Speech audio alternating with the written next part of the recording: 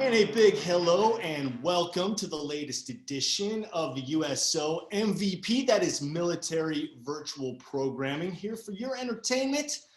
And my name is Chris Jacobs, and I'm pleased and proud to be your host as always. Wherever in the world you are checking in from, hope you're safe and happy, and thank you so much for your service. Well, this time we have a great guest. Perhaps you know him from Family Guy, perhaps you know him from Austin Powers, or maybe you checked out his directorial debut in his film Changeland, the one, the only Seth Green, a veteran of USO tours. I think, in fact, he's gone overseas twice for us. Seth, there you are. How you doing, my man? Thanks for joining us. I'm good. How are you doing? Right on, man. I'm loving the blue background. It sets a very kind of mellow tone. I've been doing a ton of Zooms and meetings and table reads and pitches and interviews and stuff over the course of the quarantine. So I had to come up with a setup that looked good. It is pleasing to the eye. Well, you nailed it, man. You nailed it. Thanks. You're looking good. And I'm digging the big COVID mustache you got going. Oh, I've like had a huge beard and shaved it 3 times over the course of this quarantine, but I keep getting good auditions to put on tape. And I just read for something in the 70s where this mustache made a lot of sense, so I went with it. No, you nailed it. That is definitely a 70s mustache. Well, Hey, thanks. You said you're doing some auditions and stuff. How else are you spending your time during quarantine? Well, we're in production. I'm a partner in a studio, and we make a bunch of stuff. And we're in production on Robot Chicken right now, and we're in prep on a show that's on Hulu called Crossing Swords. And then we have 2 different things coming on Quibi later in the year, one called Gloop World and one called Micro Mayhem. And then we also have a Marvel show on Hulu. I think it's called MODOK officially. Well, I want to thank everybody for joining us here in our conversation with Seth Green, and I want to let you know that if you'd like to ask Seth a question, all you have to do is use your Q&A feature at the bottom of your screen, type in whatever you'd like to ask Seth, and I can either relay it to him for you, or if you'd like to join us live, please indicate that in your question, and we'll try to have you join us live and ask Seth your question yourself. So let us know, and I know we've got people joining us from all over the world, Seth. And I think that you've actually gone on 2 different USO tours, one to Alaska and one to Turkey. Is that correct? That's true. That's true. And both of them included several different visits to different units and different bases. So it was really awesome. I got to meet, I don't know, rapid fire, like 800, 1,000 people. Why is it important to you to give back to the military? There's some jobs that I know I'm just not capable of. And this is one of those jobs that I really appreciate the service. And so it actually, the first time I got attentive to it was right after September 11th. And I was in a ton of airports all over the country and all over the world. And the one thing that each of them had in common was I was meeting deployed or returning troops. And that was just a really powerful experience to be meeting all these very young people in most cases and seeing them going off to defend me and our country. That really stuck with me, and I'm grateful for it. That's really cool. Hey, let's get to a couple questions here that we have in our Q&A roster here. Let's start with Natalia Manning. She wants to know, how was working with Sarah Michelle on Scooby-Doo after working with her for so long on Buffy the Vampire Slayer? The best part about Sarah Gellar is that we've known each other since we're little kids. We both grew up in New York and did commercials together. In fact, we did a Duncan Hines commercial for cookies when I was maybe 9 and I think she was 7. And so we've stayed friends this whole time. And even when I got to do Buffy, it was with a sense of familiarity. So anytime I get to work with her, it's a dream. She's the best.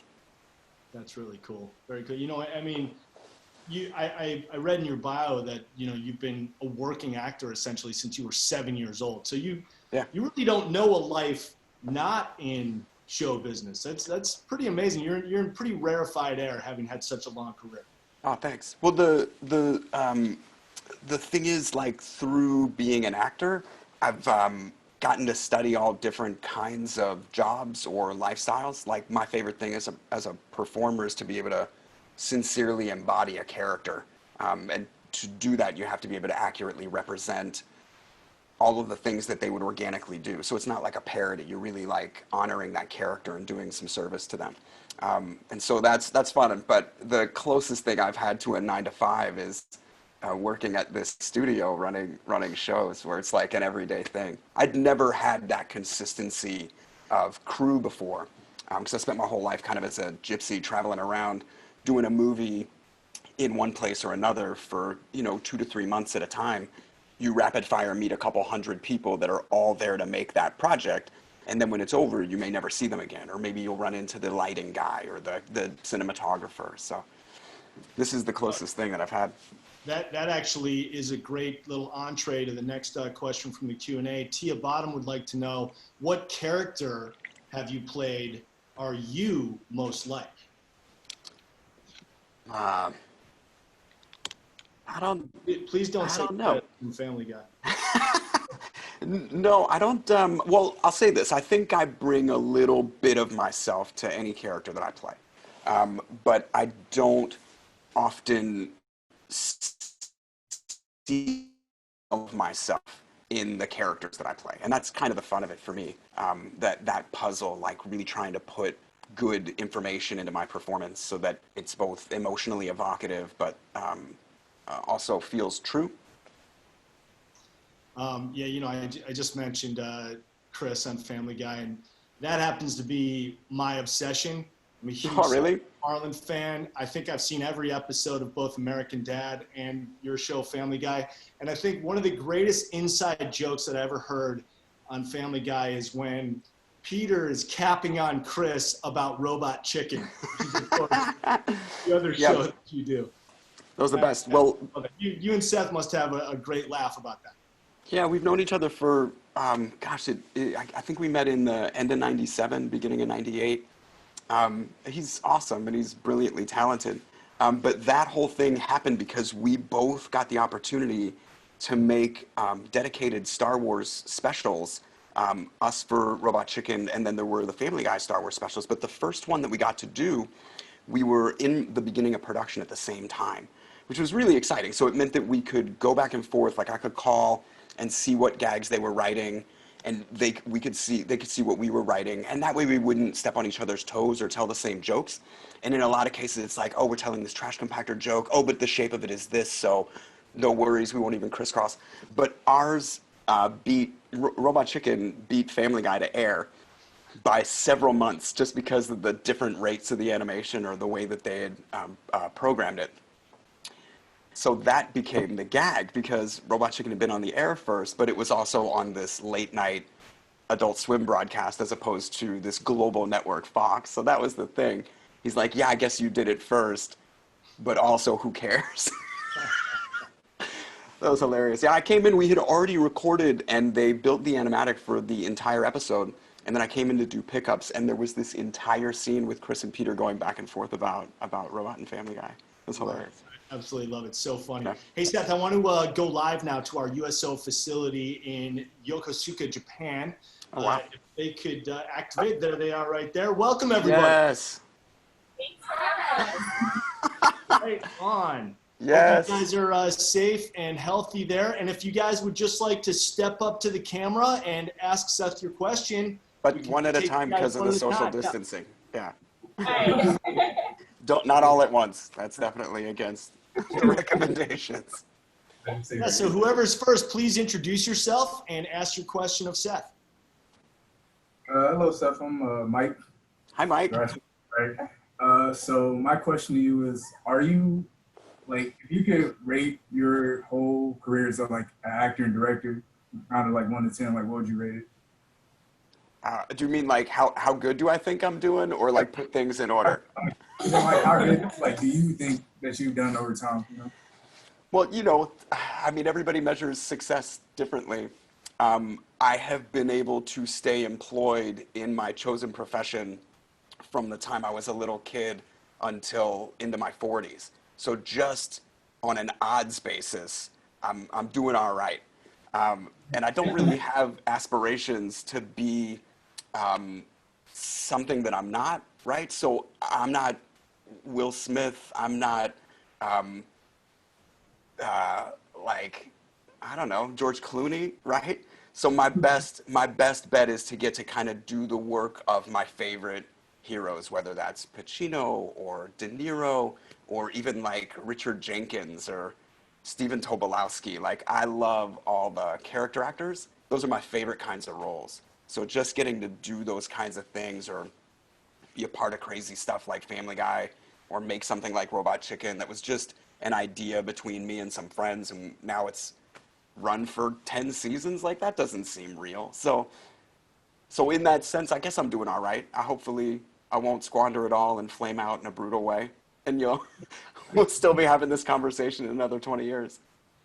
Mike, thank you for your question, man. And hey, Seth, we'll Thanks, give you Mike. a solid 9.8 for your career. Russian judge gave you a 4, but that's cool. Oh, cool. You got that low score. They're tough too. So Yeah, they're very concerned. All right, there in Japan, who is next? Who'd like to ask Seth the next question? Hey Seth, my name's Andre. Hi, Andre. Hey, nice to meet you. Nice to meet you too. So I know last year you had your directorial debut with James Land, and I was wondering like what was the process in getting that greenlit? Like what was that like? Well, I mean that was a near 9-year process from the time I first started writing it to the time that it came out. So that was insane, and I learned a lot, even though I thought I knew a lot. Like by the time I set out to direct a movie, I'd already made over 40 movies, and I'd seen first-time directors and incredibly experienced directors. I'd worked with all different kinds of people, independent movies, like $100 million movies, and so I felt like I knew enough how to avoid problems or how to handle situations, and even still, I learned so much throughout it. So the process was really long. Once I got the script to a place where I was certain that that was the script I was going to make, then I teamed up with a producer, this guy Corey Musa, who made Margin Call and All Is Lost, and I knew right from the get that this is a small movie. This isn't a big 800 screens or 2,000 screen movie. This felt like a more intimate experience, and so just in the money I knew I could get to make it, there's like an algorithm there. If a movie can only make this much, then you can only spend this much. But if you can spend very little to make something that's competitive in a larger arena, that's the biggest win. That's how you get a financier on board. So it was that. I met with 60 different money people. I don't know, man. I had to like sing and dance and explain to them why this was going to be a good movie. And they were like, well, it doesn't seem very funny. You have these two characters going to Thailand. Where's the prostitutes or the blacked out police corruption? Like, I don't understand. I was like, no, this is just a slice of life. Two old friends reconciling with the fact that, one of them has not kept up their obligations in the friendship. And now he's dealing with a breakup and is looking to his friend to be there. And his friend is like, you have not been a great friend to me. So them working that out and working out what this guy's going to do, if he's going to confront his wife. He just ran away is the premise. For anybody who hasn't seen the movie, a guy realizes on the eve of their anniversary that his wife has been having an affair with him. And instead of surprising her with a second honeymoon trip that he's pre-planned for over a year, he disappears without a trace and grabs his old best friend to take the trip with him and figure out what to do. So it was not an easy process because that's not the type of movie that anybody expected from me, which made it a little bit trickier to finance because of the way people think they can sell it. But ultimately, I'm really happy that I at least got to do the thing. Like the movie feels the way I meant for it to feel when you watch it, and that is unbeatable. Very But cool. all the same, I learned so much. And if I get to do it again, I'll hopefully do it even better. Appreciate your question, man. And yes, that's really Thanks, the Andre. hardest part always is getting them to say yes when you're pitching them the concept. I mean, making the movie is almost easier than getting them to say yes and getting that budget. It's true, because there's a literal mechanic to making a movie. It's a finite amount of time that you have, a finite amount of money, and it really just comes down to how efficiently you can spend the money to achieve the goal. But my focus, whenever I'm producing anything, is on the project. What does this project need? Because in the end, nobody remembers, you know, who got what percentage of what back end or what your upfront fees were, whose name was bigger on the title. They only remember the experience as the audience. And so that's the thing I'm most precious about, is creating that experience for the audience. Yeah, that's well said, and that's a good point. Anybody else there in Yokosuka have a question for Seth? Welcome. Hey Seth, I'm Austin. Hi, Austin. Nice to meet you. Nice to meet you too. What was it like getting to work on the set of that '70s show? Like, I loved it. I loved it. At the time, so gosh, it goes so far back. So Mila Kunis started doing Family Guy when she was 14 years old. So I met her when she was a teenage child. And she was already doing the 70s show. So then when I was making Party Monster in New York, and Wilmer Valderrama, who was on the 70s show, was in Party Monster, they were in New York for an event called Upfronts, which is where all of the networks meet with all of the advertisers, and the advertisers guarantee a volume of commercials across the network's air for the entire year. So they go to Tide, and Tide goes to Fox, and they're like, I want spots on your like I'm on American Idol, and Fox sells them those advertisements, right? So all of the actors show up for that press event, and there's like a social thing, and everybody knows each other. So we all wound up hanging out. Me and Wilmer and Mac and Mila all hung out one night, and it was just so awesome. And so I wound up going to, after we finished shooting, going to the set of that show, because it shoots in front of a live audience. And that set was a little like a party after the show or during the show. Everyone was hanging out in their dressing rooms. All the dressing rooms were right next to each other, like a motel. And so everyone was friends. And it was just kind of an amazing moment in time. I never had that kind of social life, to be honest, growing up. I'm not the most popular person in school. And so in my late 20s, I got to be with all these friends in an incredibly safe environment. And because I was on that set all the time, just hanging out with my friends, like while they worked, eventually I got to know all the writers, I got to know the director, and they were like, would you ever do this? And I'm like, of course I would. Give me something fun to do. So the very first episode I got to do was me and the legend Fred Willard as father and son in a father and son like pioneering contest with Topher and Kirkwood. It was like us chopping wood and us milking cows, and it was so silly. It was so silly, and I thought I was only going to get to do it once. So I wore this ridiculous blonde wig and affected all of these character details, and I'm like, this is who this guy is. I'm pretty confident this is who this guy is. And then they asked me if I would come back and be kind of a bully with Topher and be kind of like trying to get Laura Prepon's attention, like trying to woo Donna away from Eric. And I just thought that was hilarious. So then I came and did like another 5 episodes of the show, and they just always gave me incredibly silly stuff to do. I finally got to do scenes with Will, something like he gets a job at the DMV, and I go to the DMV. I can't even remember exactly what the premise was, but we hated each other in the show, which is always funny when you actually love someone in real life and then you play enemies. That's very funny.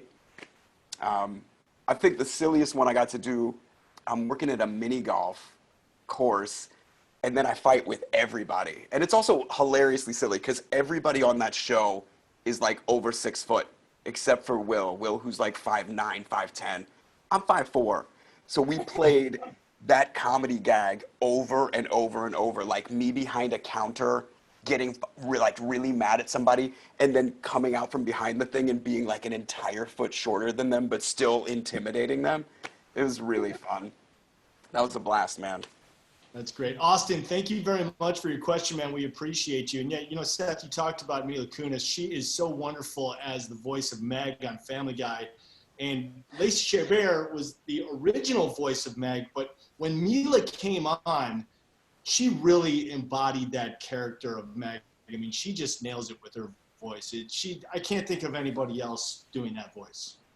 Yeah, they really give her hell on the show. They like abuse that character so brutally. It's amazing the way they do that. Yeah, it's incredible.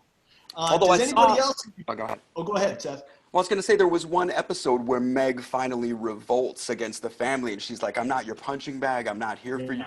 And she has this realization that she's actually the designated catcher, and if she doesn't take that on, that everybody else tears each other apart. And so she sort of resigned herself to that role, which I thought was an incredible introspective study of the characters, especially at that point in the show. It's very.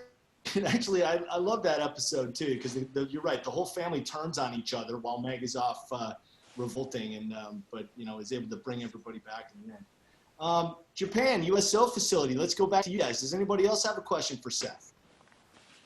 I know I can talk a lot, Come up, guys. sir. Introduce yourself and ask away. What's going on? Seth, I'm Isaac. Nice to meet you. Hi, Isaac. Nice to meet you too.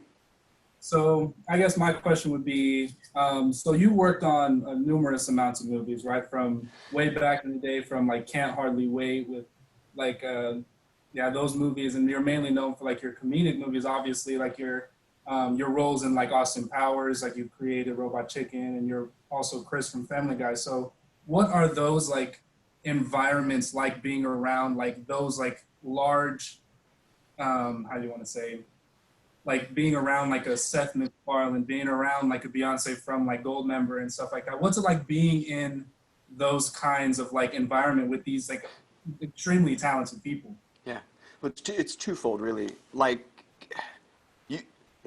Beyonce is a great example. So Beyonce came in the third movie. So the very first Austin Powers was produced largely as an independent movie and kind of a risk both for New Line as a studio and for Mike Myers as a performer. He had had huge success on SNL, Wayne's World worked really well, and then he made a movie called So I Married an Axe Murderer. And the temperature of that movie didn't work as well as people wanted it to. It wasn't as big as Wayne's World.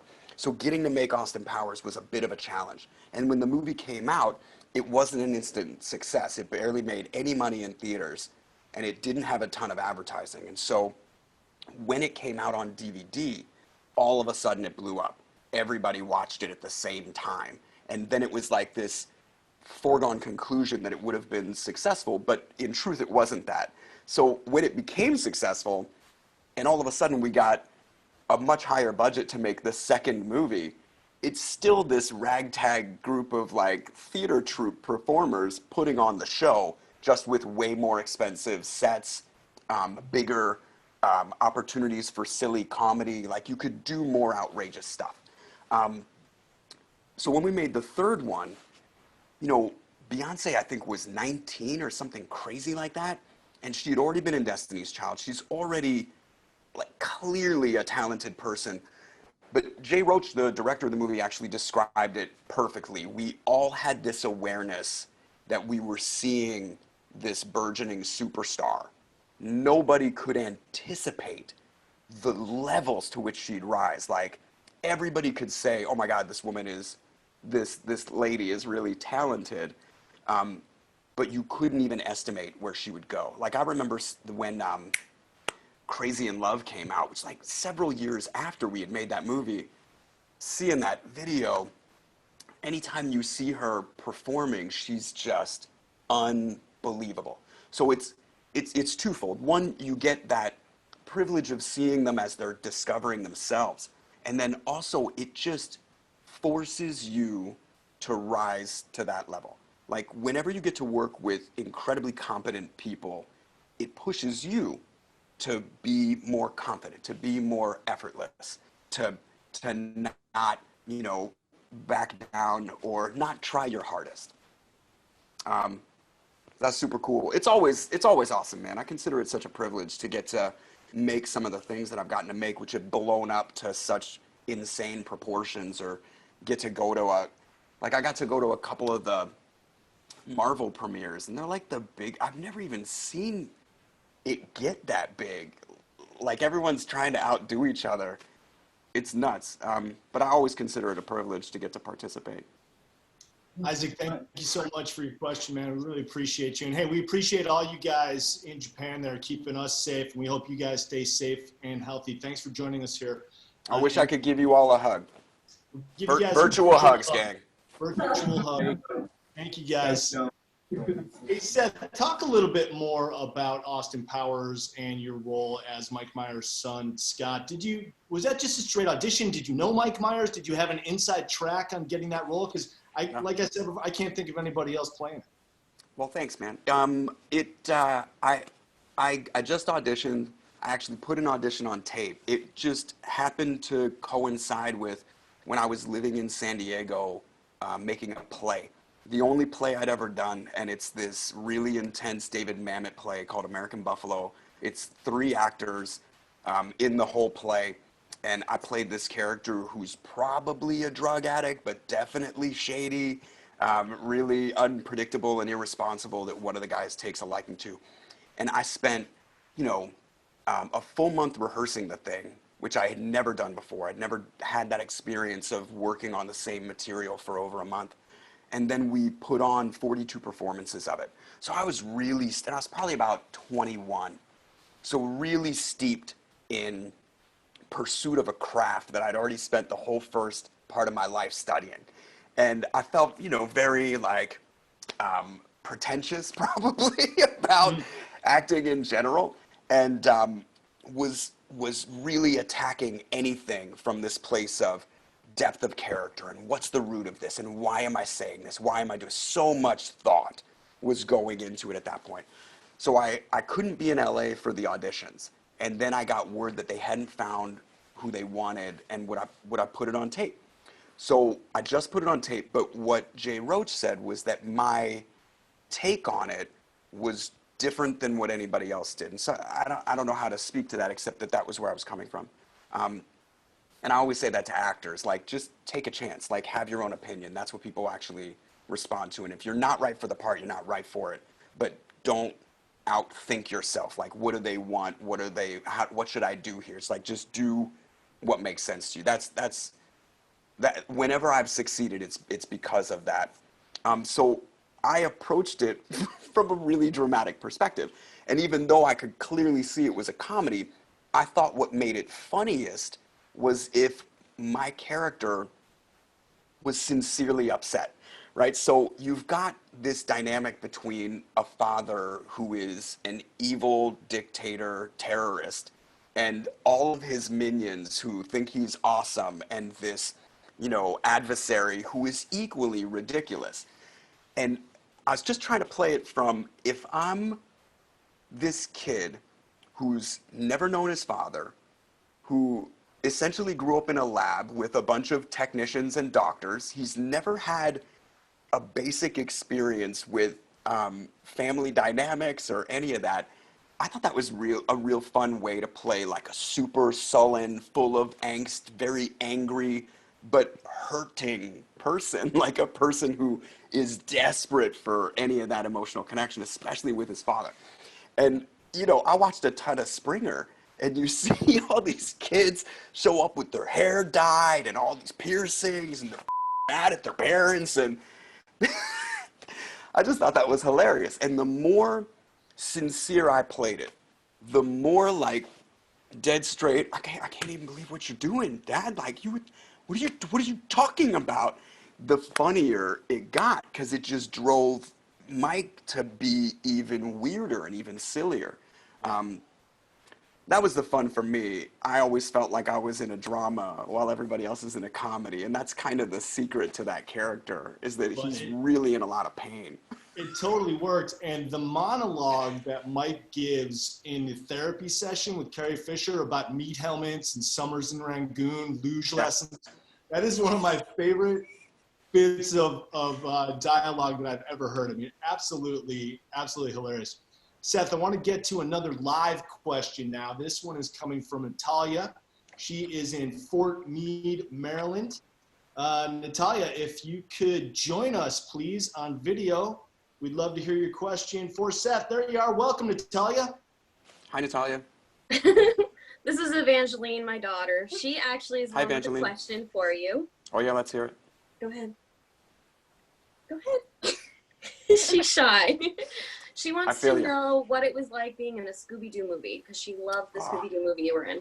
Oh, thank you. I love Scooby-Doo. I grew up on all of those cartoons, and so getting to be a part of that movie was awesome, not just because I knew that it was introducing a new generation to that character, but also because several of my friends played those characters. And so it was the first I got to work with Matthew Lillard. It was the second time I got to work with Freddie Prinze. It was like the fifth time I got to work with Sarah Gellar. And then Linda Cardellini and I got to work together for the very first time. And also James Gunn wrote that movie, which is where we met and became friends. And he's still a good friend of mine today. So I loved it. I really enjoyed getting to be Velma's boyfriend and getting to be the guy that runs a museum. Yeah, We had it's a really lot of neat. fun in that set too. That whole big set of the museum where they have all the characters, all the villains from Scooby-Doo, that was a real set that they built in like a gymnasium in Vancouver. So getting to walk into big sets like that are so convincing that you're really immersed in it, that's my favorite part of making movies. Evangeline, Well, thank you so she much. absolutely adores Scooby-Doo, so. Aw, Natalia, thank you so much for your question. We appreciate you joining us here on USO MVP. Thanks. Bye, Nice to meet you. ladies. Seth, let me whip through a few of these in the Q&A here. First of all, All right. from Crystal Walker. She says, my husband is a huge fan of Seth. He's a Marine Corps veteran that deployed to Afghanistan. It would make his day if you could give him a shout out. His name is Tom Walker. Tom Walker. And she is active duty Coast Guard stationed in Washington, and they have 5 children. They're so thankful that you do these virtual events. They're so fun. Thank you so much. So hello, Crystal, and maybe you'd like to say hello to her husband, Tom Walker. Hi, Crystal, and hi, Tom. Thank you for being in Afghanistan. I know that is not fun, but really appreciate you being there. And maybe I'll get out there to see you sometime. All right, Eric Logue wants to know, what for you, Seth, was your best role? I don't know. I get the most excited about whatever I'm doing, you know? So whenever I get to take something new on, that's when I get the most excited. But I've really enjoyed a lot of these characters I've gotten to play. I don't know if I have something I think is my best, but I like that whenever I meet people, they seem to know something different. Like, you know, I'll get a lot of people who say one thing or one other thing, but it's this really fun thing for me that I've been doing this so long, and I've been doing so many different kinds of things that people have all these different connections to the work. Like, that's a very cool thing for me to reflect on. So I don't know that I have anything that I think is the best, but I really love the way anybody in the audience has like connected to something that I did. It's interesting what hooks a particular person in. For instance, Alexandria Winkler says that you were incredible as Oz on Buffy the Vampire Slayer. An icon, she calls you. Well, thanks. I love that character. That was like one of the best times I had. That was a hard show to make, and we were all really young, and it was, you know, the origins of the WB, which didn't have a ton of money. So even though the show became popular, there was like a ceiling to the popularity in real time. But what's interesting is over time, especially as the show's been off the air for so long, and it's available on DVD or it's available on demand or all these other platforms, we're seeing adults who were kids when they watched it now showing it to their kids, and getting a whole new generation of interest, which is really cool, both for the parents and the kids to get to share that, and also for us to have gotten to be a part of something that people are sharing. Yeah, and then essentially your work is the conduit from parent to child, as you said, the next generation. Seth, I'd like to bring in another live question for you. This is Rebecca. She is at Scott Air Force Base. Rebecca, if you could start your video for us. There she is. Hi, Rebecca. Hi, can you hear us okay? Yes, we I can. can. Welcome. Hi. Hi, Chris. We saw you last time with Peter Fasinelli. And hi, thank Seth. Hi. You worked with him on the Can't Hardly Wait, so that's I really did. interesting to do back-to-back shows. And we're from Alaska originally, so super love that you did a show out there. So Oh yay, yeah, Alaska. where in Alaska are you from? I'm from North Pole originally, and my husband was born Everywhere. everywhere. I'm everywhere in Alaska. So we're Air Force family, and we're right now near St. Louis. So my two questions to you. It's like a two-part question. One is, do you have any tips for creating your own content? I'm an actor, but we're military, so move around a lot. And then, in your opinion, what's maybe the best advice you've ever received career-wise? Okay. The best advice I've ever gotten is you don't quit. Like, that's really the truth of it. Like, you don't quit. Okay. Right? Because it is, especially if you want to act, the odds are so against you in every category. It just is.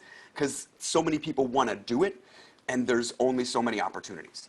The best way to create your own content is to tell the story that you need to see, right? And if there's a part for you in that, write the part that you most need to play. Because I find the things that connect with the audience are not the loudest. It's the stuff that resonates the most, that people feel. And when you say something really true, that's true for you, you'll be shocked how many other human beings have thought the same thing, felt the same thing, needed the same thing, wondered the same thing, or struggled with the same thing.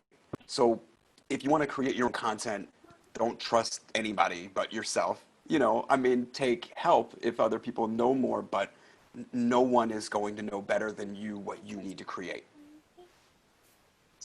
Yeah, and Rebecca, you know, as a follow-up to your question, what Seth said, if you go back in the previous USO MVP episodes and you watch the episode with Mark Duplass, who is a director, he gives some great advice on how to create your own content too, whether it be as a writer or as an actor. So you might want to check that out as well, in addition to what advice Seth just gave you. Definitely. This is so my cup of tea. I love it. Did Right you have on. something, babe? I just loved you and can't hardly wait. Set the stage Thanks. for the rest of your career. Really appreciate it. I remember watching it with my cousin, walking out of there just like, wow. And your character was on point. So good job. And you've been there doing it since then. Can't Appreciate thank you it. guys enough for joining us here on USO MVP, and thank you very much for your service. Stay healthy and safe there in St. Louis at Scott Air Force Base. Seth, let me get to another couple questions here for you. CS81 says, how do you feel knowing Airborne has become a classic? You and Jack Black in the same flick is the best. I love that movie. I had so much fun making that movie.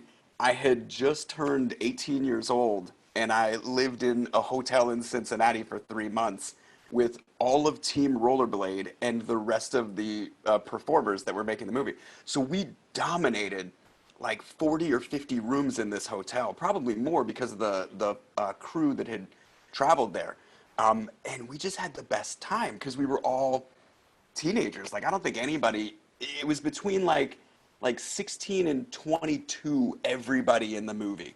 And we were filming in real schools with real kids, so we were like hanging out with everybody and enjoying the local scene in Cincinnati. Man, I had so much fun making that movie. It's a weird thing, right? So you just imagine all these things about getting to make a movie, like that you'll make it, that it'll come out, and people will either like it or they don't, and you don't know any of the other things that go into it, how important the timing of the release is, what it's up against, what the poster looks like, how it's advertised, all these different things. So that movie was produced by the same people that made The Passion of the Christ and Immortal Beloved. Like, these guys are prestigious producers who made all kinds of awesome stuff. They got this project because the studio was like, we think rollerblading is going to be a big deal. Let's make the Karate Kid on rollerblades, essentially. And I got to play, you know, one of my favorite kinds of characters, which is the intentional weirdo misfit. I grew up on all the John Hughes movies, and whether it's Anthony Michael Hall or John Cryer, or Casey Shamasco in 3 O'Clock High, like, I was raised on those kinds of characters. Yeah. The weirdo, the misfit, the guy who is almost aggressively uncool. It's one of my favorite things to get to play, you know, because you have to be this thing that other people are like, what is that guy even talking about? But you have to believe it. It has to be coming from a sincere place. So Yeah, that was a blast. You mentioned 3 O'clock High, one of the classic dark comedies of all time. If you have not seen 3 O'clock High, I cannot recommend it more highly. If I ever come across it while I'm channel surfing, I always stop and watch it. 3 O'clock High, excellent movie. I love that movie. It was hugely influential from a filmmaking standpoint. There's a movie that's a quasi remake of it that's not the same movie at all, called Fist Fight, which is oh God, it's Ice Cube and Charlie Day, and it's great. I highly recommend it. They're very different movies, but it's really worth watching. Awesome. And I want to mention, too, that question came from Lieutenant Corey Spooler at Pearl Harbor, Hawaii. So, Corey, I'm glad that you got your question answered, and thanks for the props about Airborne. Very cool. Seth, I want to let you know that there are people joining us from Japan, Virginia, Maryland, DC, Illinois, Nebraska, Washington, Florida, California, Texas, Connecticut, Hawaii, Alaska, New York, Spain, UK, Delaware, North Carolina, Germany, Oklahoma, Guam, Kansas, Kentucky, Singapore, and Italy. Woo! We are truly worldwide with you right here, Seth. Well, welcome everybody. Thanks for joining us, and thanks for being where you are. Let's get to a question about another one of your movies and get some of your insight about that. Veronica Carmona says, Without a Paddle is one of my go-to happy movies for gloomy days. Was it as much fun to film as it is to watch? More. That was a convergence of so many awesome things at once. So I knew Dax from a improv school in Los Angeles called The Groundlings. And he also, so when I got punked, it was the second episode ever, and it happened before anyone in the public knew that Kutcher was making a prank show.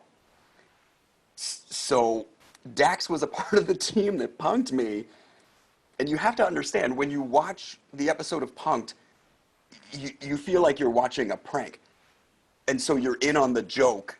But if you're me, that happened in my real life. Right. And yeah, it was insane. And so when they exposed themselves and they're like, you're being punked, Dax, I realized he had kept his back to me the entire time, like made sure that I was never looking at him. And the second he turned around, I recognized him and I was like, oh, you. So I got that movie first. The same producer that made The Italian Job was producing that movie. And he, while we were in Italy, was like, I have this comedy project. It's written for a really heavy guy, but I think it would play if it's a short guy. What do you think about this script? And so I thought it was really funny. I love that director, Steve Brill. And I was like, I'm in, absolutely. So then they were casting the other guys. I had just done Scooby-Doo with Matt Lillard. And so when he came in to read with me, because I read with everybody, our chemistry is, through the roof, because we're just so comfortable already with each other. We had already made a movie together. We've known each other for years, really comfortable playing with each other. Same thing with Dax. Dax came in to read, and he's all about play, but in character play, because he's an improv genius. So getting those two guys, like getting the three of us in a movie together, was already like a dream for me. But especially, that summer camp experience of making a film in a foreign place with a group of people that are just there to make that movie, that's one of my favorite things, because you're relatively undistracted and you're really focused on each other. So just by being that focused on a situation, you elevate it. And because we're playing old best friends, and we had to go through so much training together. We went through a month of training together in like rappelling and like water stuff, diving. It was insane. So we got very bonded, not just with each other, but with this crew. And you feel that in every scene. And we're also just getting to be really very silly, which is all of our favorite thing to do. It's one of the most joyful experiences I've had making a movie. Seth, a question about Robot Chicken from Michelle Sobosinski. How long does it take to create a single episode of Robot Chicken? Because, you know, with that stop action animation, I mean, it's very tedious work. It's a little complicated to explain it because there isn't an exacting calculation of a whole episode. We make 20 episodes, which is 15-minute quarter hours, in about 11 to 14 months, depending. So what we do is we write for about 22 weeks. And each year we've tended to have like a special, either a quarter-hour special or a half-hour special. And so we allow for that as part of the production of the season. We'll write for 5 4-week cycles, and in that process generate all of the content for the 20 episodes, you know, like 4 or 5 episodes at a time, four episodes at a time over 5 different cycles. And so it just becomes a conveyor belt at that point. Once those first 4 scripts are done, they go through legal approval, they go through casting, we'll start doing our voice records, we'll start storyboarding, we'll start building, and then it becomes like this, you know, moving machine where everything feeds the next step. And so there's a very intense point in the production of the season where we are writing episodes, reviewing what's called an animatic, which is the storyboards married to the voice records in a radio play to get the rough timing of the show, and also shooting, which means all of the construction of all of the sets and all of the characters and all of the crew in, you know, actually photographing it, lighting it, and then there's the editorial.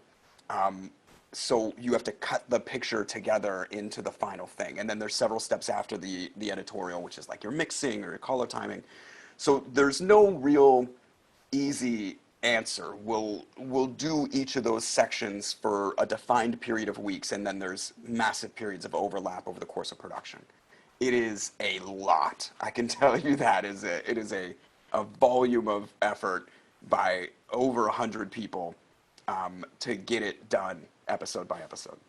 That is really amazing, the process behind those episodes. I mean, 14 months for 22 quarter-hour episodes, that's really amazing. Yeah, well, everybody knows. It's like you just plan, right? That's what it takes. You know what the finite result you need to achieve is, and so it just requires planning. And then the hard work and dedication of each of your individual components to make the thing function. But that's the thing I learned the most, because I've been in it since I was a kid, that literally every aspect of it is important. That there is no, this person's more important than this person in the production. If any part of it is off track, the whole thing can fall apart. Yeah. Lindsay Powell is asking, are there any projects coming up that we should look out for? She is in Japan. Oh, well, I don't know what streaming services are available there. Although we did make a kids show a couple years ago on Netflix called Buddy Thunderstruck, and I think they're in Japan. We have a couple things on Hulu. We have a show on Hulu right now called Crossing Swords, which is a very dirty show. Just be forewarned. The whole thing looks like the Fisher-Price Little People, but it's kind of like a Game of Thrones with a feudal landscape and a mad king and a squire that just wants to be a good person, and it is incredibly silly. So that's a lot of fun, Crossing Swords. And then we have this MODOK show from Marvel that's also going to be on Hulu, coming out, I want to say it's before the end of the year, but I'm not 100%.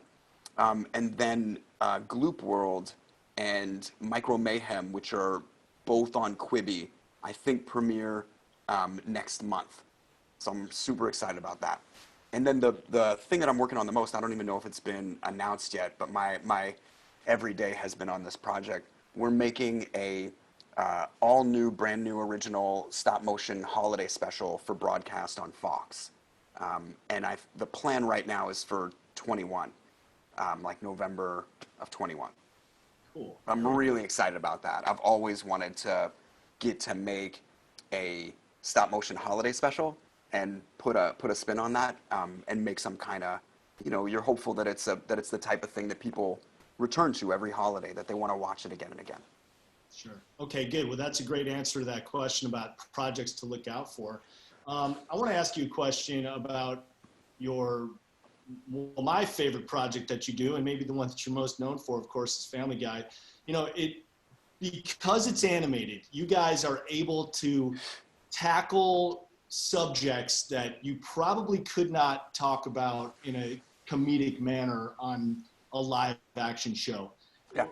Give me your personal take on that, on tackling those controversial subjects. And you must come across things where it's just like, no way, not even Family Guy can touch this. The only thing that well, first of all, I don't have a say in the writing except about my own character, and I don't even get that say until I'm in the booth. When I'm in the booth, I'm like, oh, does this line, maybe I shouldn't say this about James Corden or Meryl Streep. Like, I don't know, guys, do we really need to drag them like that?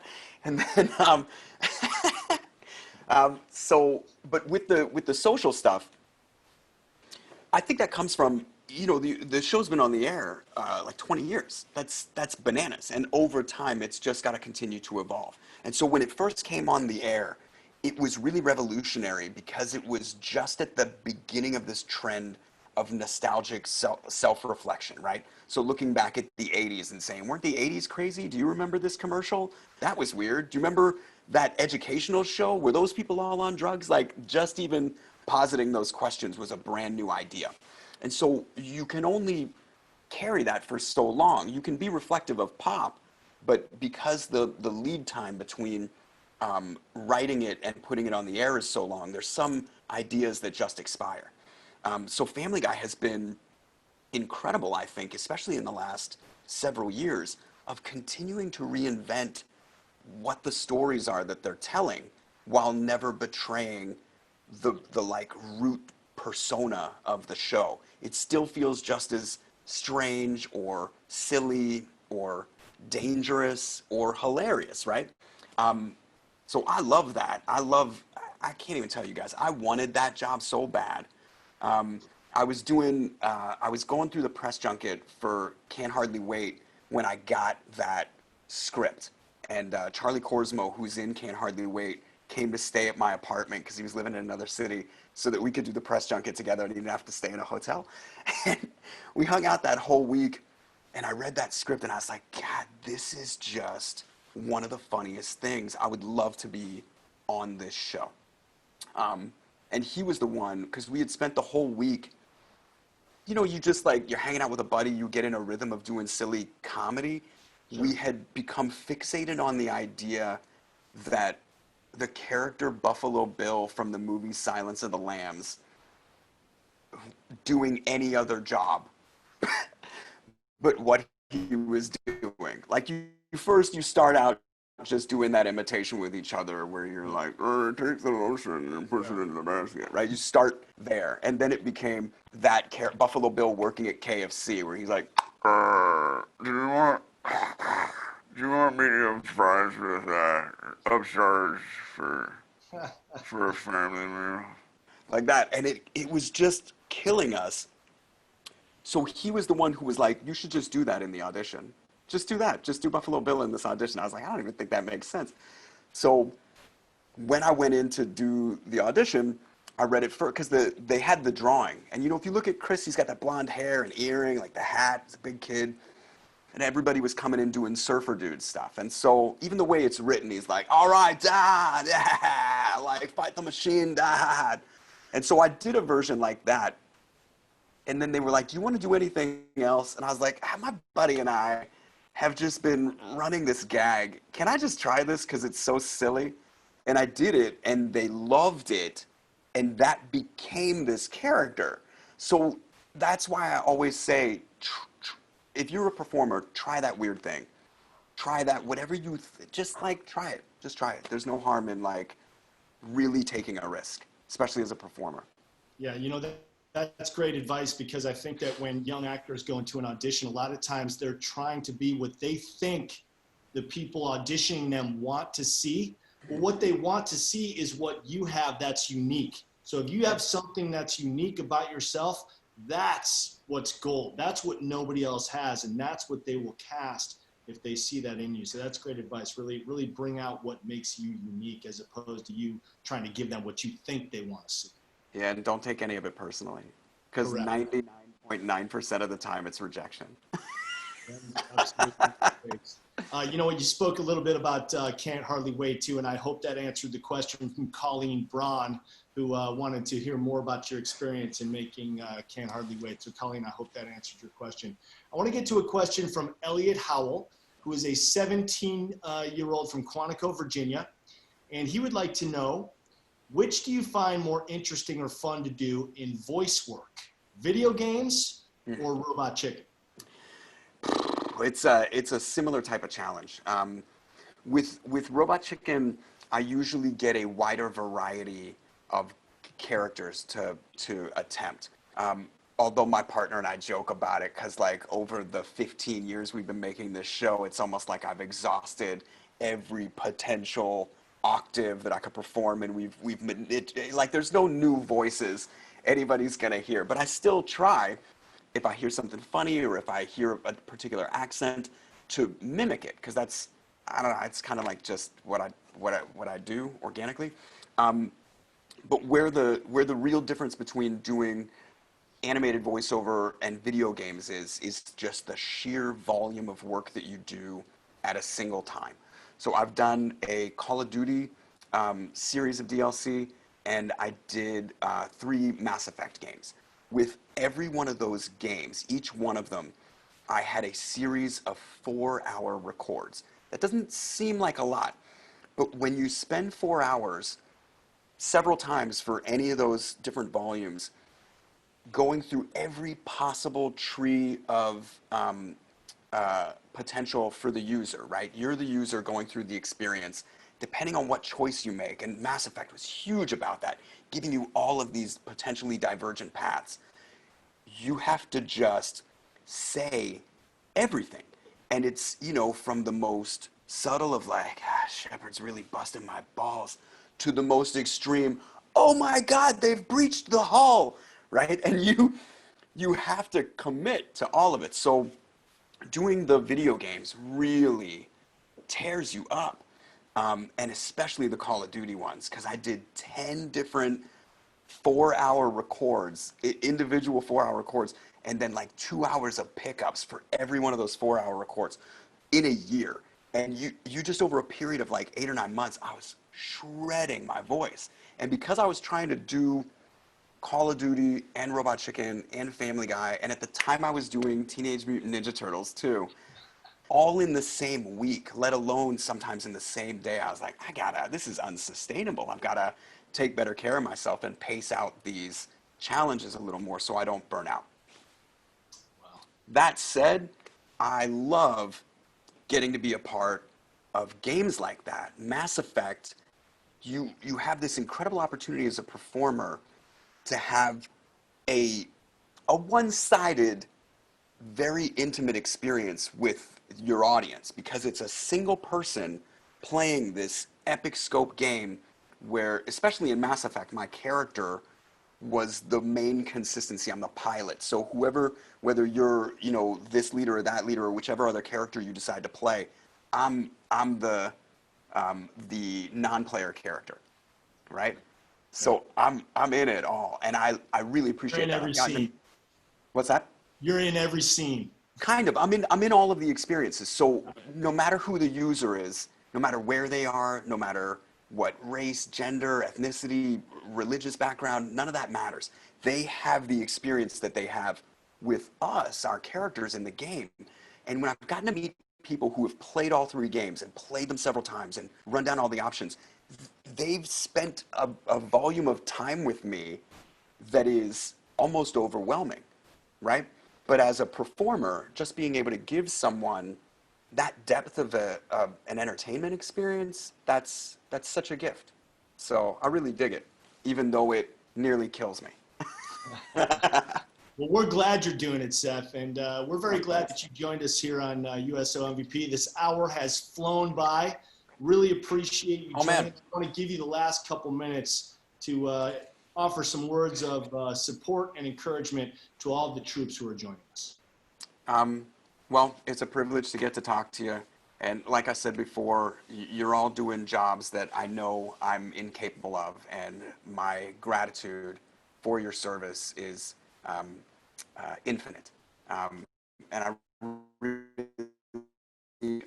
opportunities to get to tell you how important you are and tell you how loved you are. And I know it's hard. I know it's really hard to be millions of miles away from, friends, from anything familiar. I know it's hard to be away from your families, but just know that we, the citizens, are here for you, are here with you, and really love you. Thank you. Echo those sentiments, of course. Seth, thank you so much. Hey, we did it. We made it through an entire interview with Seth Green without asking him to do an imitation of Chris from Family Guy. But I would have jumped at the chance, because Chris, you're my namesake, and don't forget, poop every day, drink a lot of water. I'm just putting it out there. I love it, man. Seth, thank you so much. Really appreciate you joining us. Thank you to everybody who joined us for this conversation. And don't forget, you can check in for future MVP events just by going to uso.org/MVP. Seth, can't thank you enough, man. See you on down the road. Thank you, Chris. I'll see you soon. Appreciate it.